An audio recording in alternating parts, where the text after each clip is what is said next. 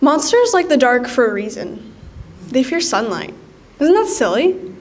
They already knew how fragile us humans were, but witnessing firsthand the horrors of ultraviolet light, invisible rays from the sun that burned and peeled away at skin, that reduced their vampire friends to dust, they ran horrified to the shadows.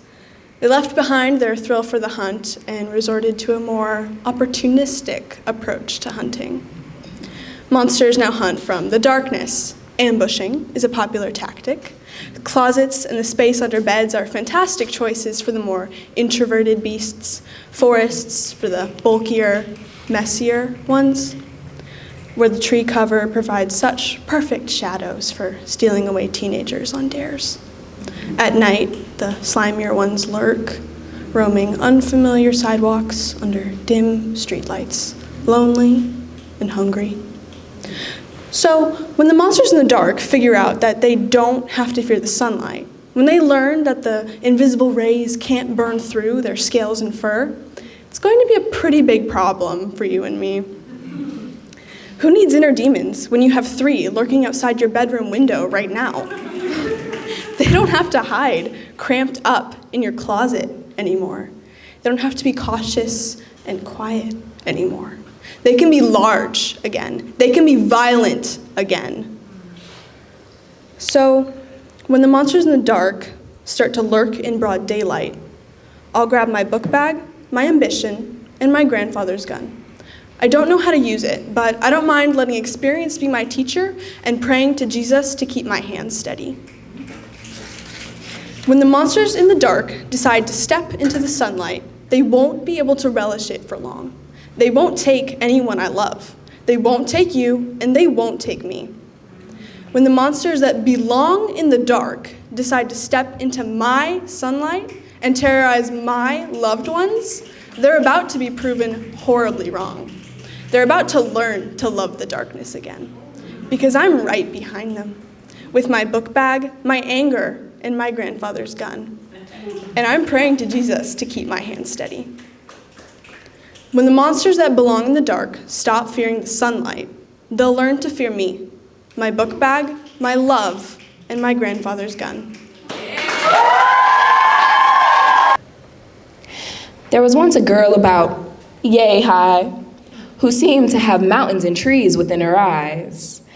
When she stepped foot outside, the wind would blow in agreement with her presence. The birds would chirp, chirp, chirp their greetings. This girl had once before heard the stories of her ancestors. She had dwelled in the secret lands that they told her not to. Ooh, girl, they would say. They would rave on. You better know what you're getting into. They would say. Them roots you working may start working you. She was just following her heart. And one day, the beat of the old drum led her to an old man. This man, he had a plan. When he saw her, he could see a truth in her eyes.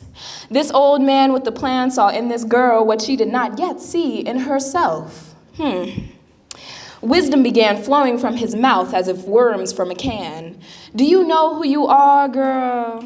He said, as if offended that such a beautiful specimen could walk around not having a clue what it is or where it came from. Don't you know you are a star? He continued as the wind began to blow, as if confirming his words. Don't you know you can fly far? Where are your wings, girl? Why have you hidden them from yourself? She listened to his words and felt them within her, speaking to that sacred place of truth she felt called to once before, that place her ancestors or God had called her to explore, the place that no one truly knew but her, the place that had been knocking, waiting for her to see. See who she was sent on the wing of an eagle's feather to be. This is her truth. that she had always known, that dwelled as an egg in the womb of her mind. It was time for this egg to be fertilized with the sweet words of wisdom. She could feel it hatching as the wind blew, confirming that this is all true. The old man continued, "Don't you know you are the daughter of God, girl? Yeah, don't you know you can fly far? Don't you know you are made in its image?" The birds began chirping as if in laughter at the man's words. "Don't you know you are rich? You can bend the earth at will." These words, spoken, new yet familiar, spoken as if lyrics from a song. These words had felt to the girl like they had been there all along. Their key to creation was one she had held, the right to rid the darkness of its influence she had within her. She knew the secret that her heart had whispered. "Ooh, what's your name, gal? What planet are you from? From where do you originate? Always remember where you come from," said the old man with the old plan. "Never let anyone tell you who you are. Be as beautiful as you can be. Live up to your worth and beyond. I know you can, because that's what you are destined to do," finished the old man with the old plan.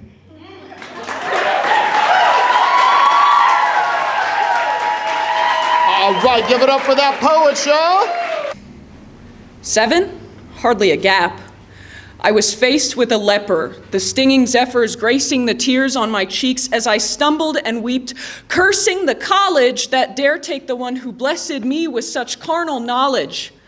5th grade, a trade, a promise, St. Thomas, that we would one day meet face to showcase. College freshmen, elementary yes men. Leprosy is a disease. Lechery, please. Started by a screen-bound striptease, the criteria nevertheless begins to wane. Shame. Bacteria, what a crying shame. When you're 10, 7 seems so small. I can count that on my fingers. You could count too. I just wish you would have had to rack up the sentences on your fingers, incomplete ones at that. They're straightforward and simple. Solicitation. My parents are 11 years apart. It's fine. We don't have to do anything. Oh, thank God. For a second there, I thought you were a predator. Luring. Just send me your voice. That's all I want. I'm not asking anything major.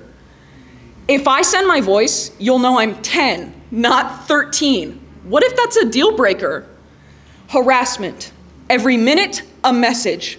The mess of my age, the volatility of your rage. If I hurt myself, you message from your college-issued device, will you help me?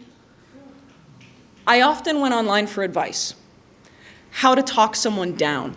What a clown! You're a child, tugging at the hem of your hoodie while talking to, oh goody, an adult, studying for a cap and gown while you pluck grass from the ground. This isn't okay, and it never was. But it was like a drug. Teenagers are so cool, and they're still in school. We have something in common. I'm 17 now. The difference between what is and what was makes me sick. Using me as a call girl for some dirty kick. If I could go back in time, I would grovel at my own little shoes and I would plead. You need to run, stupid. This isn't a game. Someone out there knows your name, your age, whatever else you gave, and they know you're scared. Because they were a kid once too. A long time ago. Too long. Way too long.